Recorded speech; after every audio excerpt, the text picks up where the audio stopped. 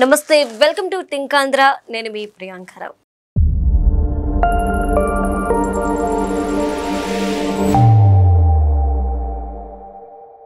YCP హయాంలో ఏవైతే దౌర్జన్యాలు, అక్రమాలు, ఆక్రమణలు ఇవన్నీ జరిగాయో ఇవి ఒక్కొక్కటిగా బయటకు వస్తూ ఉన్నాయి. అయితే ఇప్పటి వరకు మనం విన్నదేంటి అంటే డిజిటల్ కార్పొరేషన్ నుండి దారి మళ్ళై డబ్బులు అని, అంటే పనులకి లేదంటే వాళ్ళకి సంబంధించిన ఫ్యాక్టరీలో పనిచేసే వాళ్ళందరికీ కూడా డిజిటల్ కార్పొరేషన్ నుండి జీతాలు ఇచ్చారు అని. ఇది కాకుండా భూ మాఫియా లాంటివి, ఇసుక మాఫియా లాంటివి చూసాము. ఎప్పుడు వినని రీతిలో మధ్య కుంభకోణం కూడా ఏపీలోనే జరిగింది అని, అది కూడా వైసీపీ ప్రభుత్వంలో జరిగింది అనేది కూడా ఈ రోజు మనం చూసాం. ఆ కేసు కూడా నడుస్తుంది, సాక్ష్యాలు వస్తున్నాయి. అయితే ఇప్పుడు వాలంటీర్ వ్యవస్థ, వైసీపీ వాళ్ళు ఎంతో ప్రతిష్టాత్మకంగా చెప్పుకుని ఈ వాలంటీర్ వ్యవస్థకు సంబంధించిన డబ్బులు కూడా దారి మళ్ళాయి. ఇవన్నీ కూడా ఐపాక్ టీమ్ కి సంవత్సరానికి 68.62 కోట్ల రూపాయలు ముట్ట చెప్పారు అని. సో అసలు ఏం జరుగుతుంది, ఇలాంటి ఎన్నెన్ని కుంభకోణాలు చేశారు, ఏ విధంగా మాఫియా చేశారు ఈ వైసీపీ వాళ్ళు అనే దాని మీద ఈరోజు ఎన్నో ప్రశ్నలు ఉత్పన్నమవుతున్నాయి. దీనికి సంబంధించి మనతో మాట్లాడడానికి ప్రముఖ political analyst and senior journalist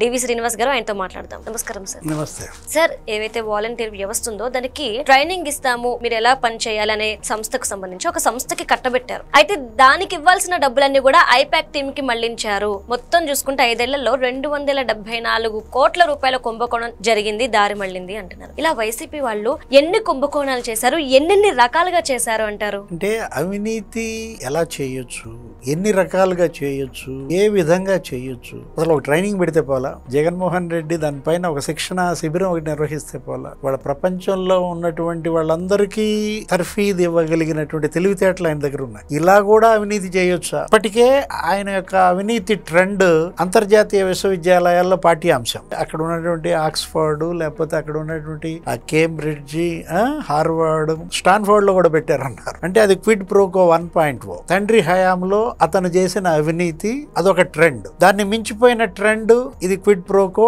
2.0. అతనే సీఎం కావడం. అసలు ఇన్ని మార్గాలుగా దోచేయొచ్చా, ఇలా చేయొచ్చా? మీరు చెప్పింది వాలంటీర్లకు శిక్షణ శిబిరం 274 కోట్లు ఇవన్నీ ట్రైనింగ్ కి ఇచ్చినట్టుగా చూపించి బిల్లులు చేసుకోవటం. ఆ బిల్లులన్నీ కూడా వాళ్ళ యొక్క అస్మదీయ కంపెనీలకి. అంటే ఐపాక్ కి ఇవాళ నేరుగా 274 కోట్లు ఇచ్చారంటే ఏంటి ఐపాక్? అసలు ఎవరికి చేసింది సేవ? ప్రజలకా, ప్రభుత్వానికా, వైఎస్ఆర్ కాంగ్రెస్ పార్టీకా, జగన్మోహన్ రెడ్డికా? నీకు నీ పార్టీకి సేవ చేసే సంస్థకి ప్రభుత్వ ధనం ఎలా దోచిపెడతావు? వీళ్ళు తిడుతోంది, వీళ్ళు పెట్టే పోస్టులు, వీళ్ళ యొక్క అసభ్య దుర్భాషలు ప్రతిపక్షాల పైన. ఇది పవన్ కళ్యాణ్ పెళ్ళాల గురించి మాట్లాడితే గవర్నమెంట్ డబ్బులు ఇస్తారా? చంద్రబాబు, లేకపోతే లోకేష్, భువనేశ్వరి మేడం, బ్రహ్మణి, వీళ్లపైన దుర్భాషలు, ఆ పోస్టులు వల్గర్ గా పెడితే దానికి ప్రభుత్వ డబ్బా? అంటే ఇప్పుడు అనిత పైన, లేకపోతే అనురాధ పైన, లేకపోతే అనూష పైన, ఇప్పుడు తెలుగుదేశం మహిళా నాయకుల పైన మీరు అసలు రకరకాలుగా ప్రచారం చేస్తూ అసభ్యంగా దానికి మీరు పోస్టులు ఇవ్వటం ఏంటి? జడ్జీల పైన పోస్టులకు కూడా ప్రభుత్వ డబ్బే ఇచ్చారా? ఇవాళ వీళ్ళు ఎంత బరితెగిచ్చారంటే 274 కోట్లు. ఇప్పుడు మీరు చెప్పిన ఆ ఫండ్ సంవత్సరానికి 68 కోట్లు అనమాట. ఆ రామ్ ఇన్ఫ్రా ఎవరిది, ఎక్కడుంది? అంటే దీన్ని నీలాయపాలెం విజయ్ కుమార్ బయట పెట్టాడు. ఇప్పుడు ఒక 3 ఏళ్ల నాడే కుండ బద్దలు కొట్టాడు. పలానా నానక్రామ్ గూడలో ఏది FAO ఈ ఏజెన్సీ పెట్టడం, వీళ్ళకి ఈ విధంగా మళ్ళించటం, మళ్ళీ దానికి మళ్ళా ఒక సూట్ కేస్ కంపెనీలు. ఏంటది? మాక్స్ సెక్యూరిటీ అండ్ గార్డింగ్ అనే కంపెనీ. మరొకటి ఉపాధి ఇన్ఫ్రా. ఎవరిదా ఉపాధి? అంటే వీళ్ళు వైసీపీ కార్యకర్తలకు ఉపాధి కల్పించడం కోసం, ఐపాక్ ఉపాధి కల్పించడం కోసం ప్రభుత్వ ఖజానాకి చిల్లు పెట్టారా? ఒక ఈ 274 కోట్లే కాదమ్మా. ఇప్పుడు ప్రభుత్వ ధనంతో సాక్షికి యాడ్స్, ఆ యాడ్స్ ఇప్పించడం కోసం కోల్కతాలో పనిచేసుకునే బెంగాల్ ఆడినో, బీహార్ ఆడినో తుమ్మా విజయ్ కుమార్ రెడ్డిని ఇక్కడికి తేవడం, IAS అతను ఇక్కడికి వస్తానని పాదయాత్రలోనే వీళ్ళు డీల్ చేసుకోవటం. ఇప్పుడు తుమ్మా విజయ్ కుమార్ రెడ్డి పైన కేసు. ఎంత? 63% యాడ్స్ సాక్షికి ఒక్కదానికి ఎలా ఇస్తారు? లార్జెస్ట్ సర్క్యులేటెడ్ దాన్ని బట్టి కదా ఎంపానల్మెంట్ ఉంటుంది, కమిటీ ఉంటుంది, INPR నిర్ణయం తీసుకుంటుంది. దానికి ఇలా యాడ్స్ ఇవ్వాలి అని నిబంధనలు నిర్దేశిస్తుంటే TV5కి లేవు, మహాకి ఇవ్వరు, లేకపోతే అసలు ABNకి ఇవ్వరు, ఆంధ్రజ్యోతికి ఇవ్వరు. అంటే మీరు మీ సెలెక్టెడ్ ఛానల్స్ కి, పేపర్స్ కి యాడ్స్ ఇస్తారా? ప్రభుత్వ ప్రభుత్వ డబ్బు ఇది వైసీపీ డబ్బు కాదు, జగన్మోహన్ రెడ్డి డబ్బు అంతకంటే కాదు. 307 కోట్లు సాక్షికే ఇచ్చారని. అసలు ఏ ముఖ్యమంత్రి అయినా 15 మంది ముఖ్యమంత్రులు పనిచేశారు, తన కంపెనీకి ఇట్లా ప్రభుత్వ డబ్బు వాడుకున్నారా? ఇప్పుడు ఎన్టీ రామారావు కూడా చేయొచ్చు కదా, ఇప్పుడు ఆయనకు ఉన్నాయి కదా రామకృష్ణ స్టెనీ స్టూడియోకో వాటికో ఆయన కూడా ప్రభుత్వ డబ్బు ఇచ్చేయచ్చు కదా. పాపం ఆయన కారుకి ఆయనే డీజిల్ కొట్టించుకునేవాడంట. తన అంబాసిడర్ కి సీఎం తిరిగేదానికి గవర్నమెంట్ డీజిల్ నాకు వద్దు, నేను నా పెట్రోల్ కొట్టించుకుంటానని. అంటే ఎక్కడ అలాంటి ముఖ్యమంత్రులు, ఎక్కడ ఇలాంటి ముఖ్యమంత్రి? నువ్వు ముఖ్యమంత్రిగా ఉంటూ నీ భార్య చైర్మన్ గా ఉన్న కంపెనీకి నువ్వు ఎలా యాడ్స్ ఇస్తావు? అదే కాదు అసలు సాక్షి కొనిపించటం. ఇప్పుడు ఈ చెప్పిన వాలంటీర్లతో ఏది ప్రతి వాలంటీరు సాక్షి ఎంచుకోవాలా, ప్రతి సచివాలయ సిబ్బంది సాక్షి ఎంచుకోవాలా, దానికి 200 కోట్లు తుడిచిపెట్టారు. ఇప్పుడు ఇది ఈ 274 కోట్ల గురించి నువ్వు మాట్లాడావు. ఇప్పుడు 200 కోట్లు కేవలం సాక్షి కొనుగోళ్లు ఖర్చు. అంటే 140 కోట్లేమో వాలంటీర్లతో కొనిపించటం, 60 కోట్లేమో ఏది డిపార్ట్మెంట్స్ ఉంటాయి, ఒక 54 డిపార్ట్మెంట్స్ ఉన్నాయనుకో, ప్రతి డిపార్ట్మెంట్ అది వేసుకోవాలి. అంటే అలాంటి కార్యాలయాలు ఎన్ని ఉంటాయి? మండలం నుంచి, నియోజకవర్గం నుంచి, జిల్లా నుంచి ప్రతి ప్రభుత్వ కార్యాలయంలో సాక్షి పడుతుంది. దాని డబ్బు ఎవరు ఇవ్వాలి? ప్రభుత్వం ఇవ్వాలి. అంటే ఆయన కాదా నిర్ణయించుకునేది తన యొక్క డిపార్ట్మెంట్ లో ఏ పేపర్ రావాలో? అంటే నీకు అక్కడే నీకెంత అనమాట, దగ్గర దగ్గర ఒక 500 కోట్లు తుమ్మా విజయ్ కుమార్ రెడ్డి చదివించుకున్నాడంటే, అంటే ఇప్పుడు మీరు అన్నారు ఏది డిజిటల్ కార్పొరేషన్ ద్వారా లేకపోతే ఫైబర్ నెట్ ద్వారా జీతాలు ఇవ్వడం. ఎవరికి? ఐపాక్ వాళ్ళకి జీతాలు ఇళ్లే. ఇప్పుడు ఇందాక ఎత్తేది జీతాలు కాదు, అదేంటి ఆ 274 కోట్లు వాళ్ళకు ఉపాధి. అసలు ఐపాక్ సిబ్బందిని తీసుకొచ్చి గవర్నమెంట్ లో ఎంప్లాయీస్ గా పెట్టారు. ప్రతి మున్సిపాలిటీలో, ప్రతి కార్పొరేషన్ లో కార్పొరేషన్ మీటింగ్ జరుగుతుంది కదా, సర్వసభ్య సమావేశం, అక్కడ ఐపాక్ ఆడు ఉంటాడు. అతనికి ఏంటి సంబంధం? అతనే ఎక్కడ రోడ్డు వేయాలో కూడా చెప్తాడు, ఆ రోడ్లకు నిధులు మంజూరు చేయాలని చెప్పేది కూడా ఐపాక్. అంటే పరిపాలన చేసింది జగన్ కాదు, వైసీపీ కాదు, పరిపాలన చేసింది ఐపాక్. ఆంధ్రప్రదేశ్ పరిపాలన జరిగింది ఐపాక్ ద్వారా అని అర్థమవుతున్న పరిస్థితుల్లో సాక్షి వాళ్ళందరినీ తీసుకొచ్చి ఎంప్లాయీస్ని చేశారు. గవర్నమెంట్లో ఐఎన్పిఆర్ తుమ్మా విజయ్ కుమార్ రెడ్డి ద్వారా అవుట్ సోర్సింగ్ ఎంతమంది సాక్షి ఎంప్లాయీస్కి ఉద్యోగాలు ఇచ్చారు? ఒక్కొక్కడికి 1,00,000, 1,70,000. ఫైబర్ నెట్లో ఎంతమందికి ఉద్యోగాలు ఇచ్చారు? వైసీపీ కార్యకర్తలకి. డిజిటల్ కార్పొరేషన్లు ఎంతమందికి ఇచ్చారు? మైనింగ్ కార్పొరేషన్లో మిథున్ రెడ్డి చెప్పాడని 70 మందికి, లేకపోతే వాళ్ళ నాన్న పెదిరెడ్డి చెప్పాడని 45 మందికి. మొత్తం మైనింగ్ కార్పొరేషన్ అంతా వీళ్ళకి. ఇప్పుడు వర్రా రవీంద్రారెడ్డి అన్నావు చూసావా, అతనంటే 75,000 జీతం ఒక దాంట్లో. అతను ఎవరు ఇంకొకడు ఉన్నాడు ఇప్పాల, అతనికి 2 చోట్ల జీతం, అతను 2 చేతుల్లో పెడతాడు పోస్టులు. అతని భార్యకు ఒక ఉద్యోగం. అరే వాళ్ళ డ్రైవర్లకు ఉద్యోగం. అరే నీకు ఇంట్లో పిల్లలకి ట్యూషన్ చెప్పేవాడికి కూడా ఇక్కడే ఉద్యోగం, ఇక్కడే జీతం. ఎంత క్లాసికల్ గా దోసేశారు. కేవలం పనులకి వీళ్ళకి పక్కన పెడితే సార్ చాలా కుంభకోణాలు బయటకు వస్తున్నాయి. అంటే ఈ రకంగా కూడా దోచుకోవచ్చా? మాఫియా ఎప్పుడు వినేదే, భూదందా ఎప్పుడు వినేదే, కానీ మద్యం నుండి కూడా ఈ విధంగా దోచుకోవచ్చు అనేది కూడా వైసీపీ వాళ్ళ నుండి నేర్చుకున్నారు. ఇలా బయటకు రాని ఎన్ని స్కామ్లు ఉన్నాయి అంటారు? అంటే రోజుకు 2 కోట్లు ఏది మధ్య, రోజుకు 2 కోట్లు చొప్పున, నెలకి 60 కోట్లు చొప్పున, నీకు ఏడాదికి నీకు అక్కడే కనపడుతోంది కదా. మొత్తం ఏ విధంగా దోచేశారు? 18,000 కోట్లు దోచేశారు. ఎక్కడ? మద్యంలో. శాండ్ మాఫియా అది రోజుకి 8 కోట్లు అంట.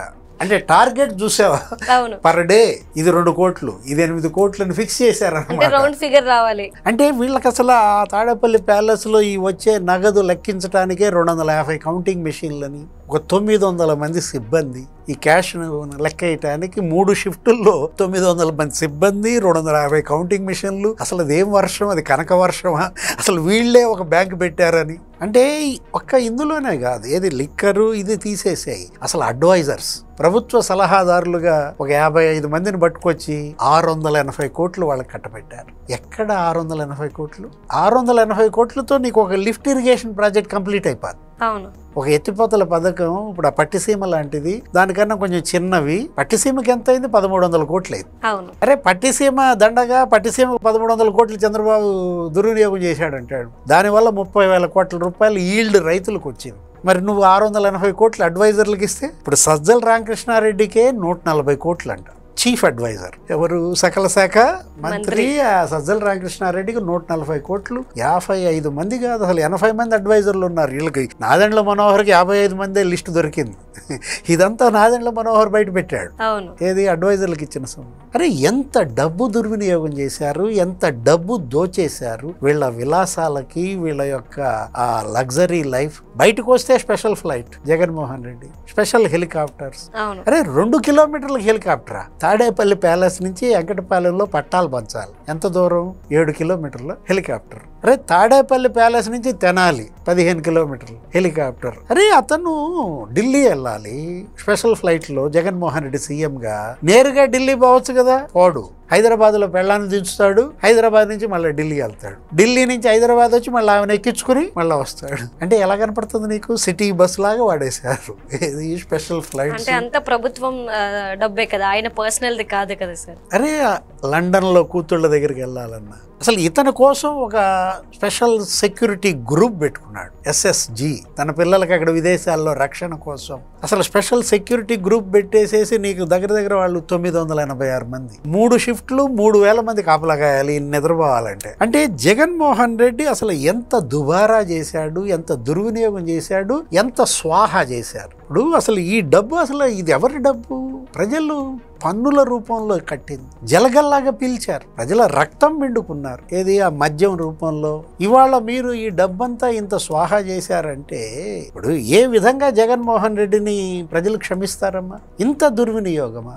నీ ఇంటికి ఎంత ఖర్చు పెట్టావు? తాడేపల్లి ప్యాలెస్ లో మరమ్మతుల పేరుతో ఆ సబ్ స్టేషన్లు పెట్టానని అదని ఇదని 100 కోట్ల. ఒక తాడేపల్లి ప్యాలెస్ కే అతను వాడిన డబ్బు 100 కోట్లు. ఆ మొత్తం చుట్టూతా ఒక జైలల్లే పెట్టుకున్నాడు, ఒక 30 అడుగుల ఎత్తున ఫెన్స్ ఇది. అరే మొత్తం అక్కడ ఉన్నటువంటి ఎక్విప్మెంట్ కానీ అంతా ఏది ఇప్పటికీ హ్యాండ్ ఓవర్ చేయాల. ప్రభుత్వ డబ్బుతో కొన్నటువంటి అక్కడ ఉన్న టేబుల్స్, అక్కడ ఉన్నటువంటి చైర్స్, ఆ పెట్టిన మైకులు, ఇప్పుడు ఆ ప్రెస్ మీట్ పెడుతున్నాడు చూసావా, అవన్నీ కూడా ప్రభుత్వందే. అదే కోడెల శివప్రసాద్ మరి ఆయన్ని చంపేశారు, ఆయన వెంటాడారు, వేధించారు. ఆయన కుటుంబం పైన, ఆయన కొడుకు పైన, కూతురు పైన 19 కేసులు పెట్టారు. అరే ఇంట్లో నా ఫర్నిచర్ ఉంది, స్పీకర్గా అసెంబ్లీ ఫర్నిచర్ తీసుకెళ్ళండి ఆయన లెటర్ రాశాడు స్వదస్తూరితో. కానీ అతని మీద ఫర్నిచర్ దొంగ అని ముద్రేశారు. పల్నాటి పులిగా పేరు వచ్చినటువంటి అతను అసలు 5 సార్లు కన్సిక్యూటివ్గా గెలిచాడు ఎమ్మెల్యేగా, 6 సార్లు గెలిచాడు. అరే అంత 35 ఏళ్ల రాజకీయ జీవితం, 25 ఏళ్లు శాసనసభ్యుడిగా,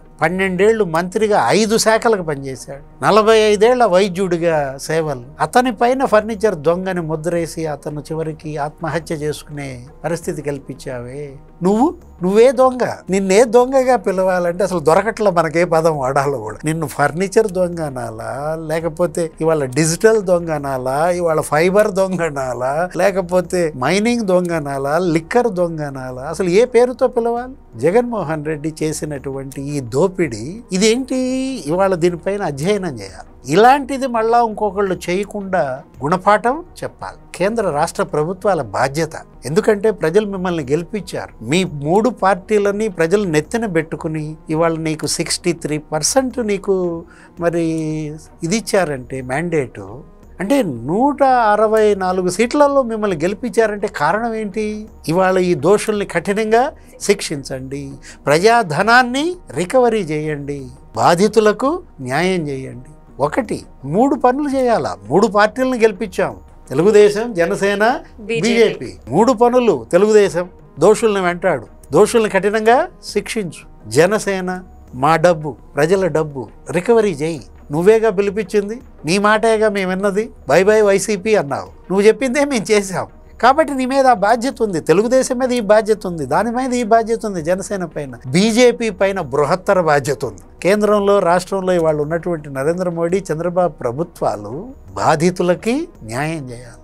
అంటే సార్ గవర్నమెంట్ సొమ్ముని లేదా ప్రజల సొమ్ముని ఈ విధంగా మంచినీళ్ళలా ఖర్చు పెట్టిన సీఎం కేవలం జగన్మోహన్ రెడ్డి గారు మాత్రమే అంటారు, ఇంకెవరైనా ఈ లిస్టులో ఉంటారా? అసలు ఇంతమంది ప్రధానులను చూసాం మనం, దగ్గర 14-15 మంది పనిచేశారు. ఇక్కడ దీనికి ఇంతమంది ముఖ్యమంత్రులు చూసాం. ఉమ్మడి రాష్ట్రంలో ఇప్పుడు 15 మంది ముఖ్యమంత్రులు. జగన్మోహన్ రెడ్డి 15వ వాడు అనుకుంటా. ఇప్పుడు మనకి గతంలో రాజకీయం ఆస్తులు కోల్పోయారు, వాళ్ళు భూములు అమ్ముకునేవాళ్ళు. రాజకీయంలో అప్పట్లో పెద్ద పెద్ద ల్యాండ్ లార్డ్స్ రాజకీయంలోకి వచ్చి వాళ్ళు మర్యాదలు ఈ ఆస్తులు అమ్ముకున్న వాళ్ళని చూసాం. సుదీర్ఘకాలం శాసనసభ్యులుగా పనిచేసిన వాళ్ళు కనీసం సైకిల్ మీద వెళ్ళే వాళ్ళని చూసాం. అసలు వీళ్ళేంటి? ఈ దోపిడీ ఏంటి? అంటే దోచుకోవటానికే ఇవాళ ప్రతినిధి. వీళ్ళు ప్రజాప్రతినిధులు కారు, వీళ్ళేంటి? దోపిడీ ప్రతినిధులు. కాకపోతే దురదృష్టం, మనమే ఓట్లేసి వాళ్ళని గెలిపిస్తాం. దోచుకోండిరా అని చెప్పి నా నియోజకవర్గాన్ని వాళ్ళకి బంగారు పళ్ళెంలో అప్పచెప్తాం.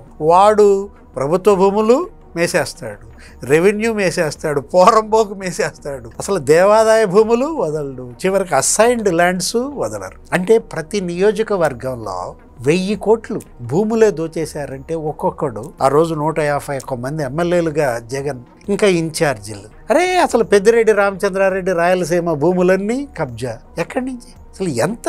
ఉత్తరాంధ్ర భూములన్నీ విజయసాయిరెడ్డి, వైవి సుబ్బారెడ్డి, గుడివాడ అమర్నాథ్, బొత్స సత్యనారాయణ మొత్తం వాళ్ళు దోచేసిన పరిస్థితి. అంటే మొత్తం తుడిచిపెట్టేశారు. ఏంటి?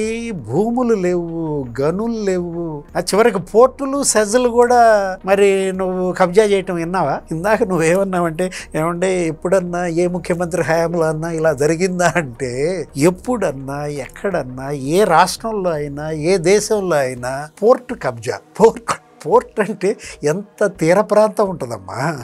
సజ్ కబ్జా, పాయింట్ బ్లాంక్. అది కేవీ రావు అదే కదా. 3600 కోట్లు ఇవాళ తోడు దొంగలే. ఒక దొంగ ఇంకో దొంగ యొక్క భాగవతం బయట పెడుతున్నాడు. ఈ దొంగలందరికీ వీళ్ళు ఇలా దోచేశారని చెప్తోంది ఎవరు?